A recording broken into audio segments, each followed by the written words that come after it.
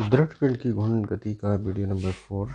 तो टॉपिक्स में हम बात करने वाले हैं जड़त्व घूर्ण की, मोमेंट ऑफ इनर्शिया। जड़त्व घूर्ण क्या होता है, यानी कि कोई जो जितने भी पिंड्स होते हैं उसमें जड़त्व का कुछ ना कुछ गुण होता है। जड़त्व मतलब जुड़े रहना, ठीक है।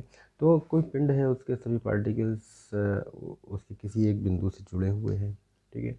तो उसके चारों ओर कनेक्टेड हैं या उस पर बल लगा रहे हैं, उस एक बिंदु से जुड़े हुए हैं, वह अवस्था को हम जड़त्व की अवस्था कहते हैं, ठीक है। और जड़त्व में कोई भी पार्टिकल्स या कोई कण या कोई पिंड अपनी अवस्था परिवर्तन का विरोध करता है, ठीक है। जिस अवस्था में है उसी में रहने का प्रयास करता है।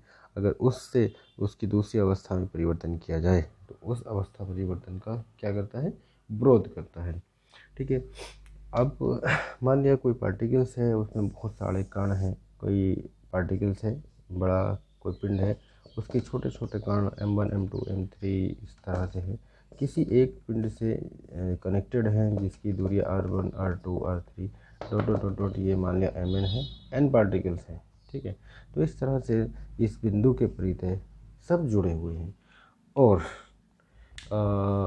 पिंड की घूर्णन अक्ष, अगर पिंड को किसी निश्चित अक्ष के परितः घूमा जाता है, द्रव्यमान और घूर्णन अक्ष की दूरी के वर्ग के गुणनफल के बराबर होता है। तो जड़त्व गुण होता क्या है, अगर कोई पार्टिकल्स है जिसका द्रव्यमान m है और इसकी निश्चित अक्ष है, इसकी द्रव्यमान और बीच की दूरी के वर्ग के गुणनफल के बराबर होता है। तो पहले मैं इसकी लैंग्वेज लिख देता हूँ। पिंड के किसी कण का जड़त्व अघूर्ण, कण का घूर्णन अक्ष के परितः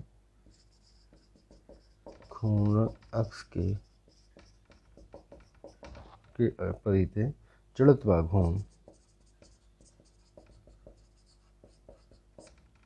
घूर्णन अक्ष के परितः जड़त्व आघूर्ण उस कण के द्रव्यमान तथा उसकी घूर्णन अक्ष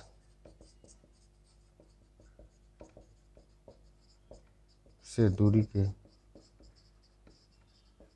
वर्ग के गुणनफल के बराबर होता है।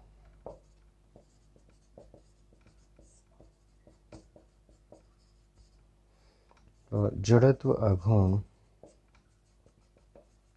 उसे I से डिनोट करते हैं, द्रव्यमान n एंड बीच की दूरी r के वर्ग के बराबर होता है, ठीक है। I बराबर mr² लिखा जा सकता है। यदि कोई m द्रव्यमान का पार्टिकल्स है जिसमें छोटे छोटे अलग अलग कण हैं, M1 M2 M3 हैं, ठीक है, तो उनका जो जड़त्व आघूर्ण होगा, बहुत सारे हैं, M1 R1², इसकी दूरी R1 है, प्लस दूसरी की R2 है।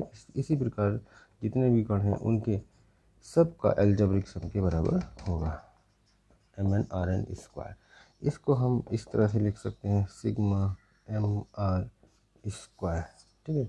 I बराबर सिग्मा mr², ठीक है। तो ये जनरल सी बात है, छोटे छोटे छोटे पॉइंट्स में लिखा जा सकता है, या कंप्लीट बॉडी का द्रव्यमान दे रखा है तो जड़त्व I बराबर mr² लेना है, और छोटे छोटे कणों को मिला के लेना, I का टू सिग्मा mr²। सिग्मा का अर्थ होता है हमारा सभी पदों का योग, ठीक है।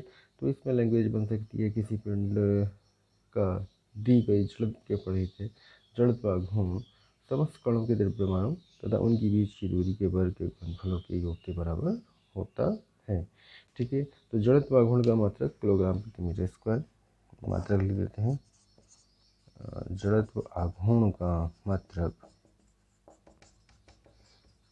m का किलोग्राम, r दूरी का मीटर हो जाएगा, किलोग्राम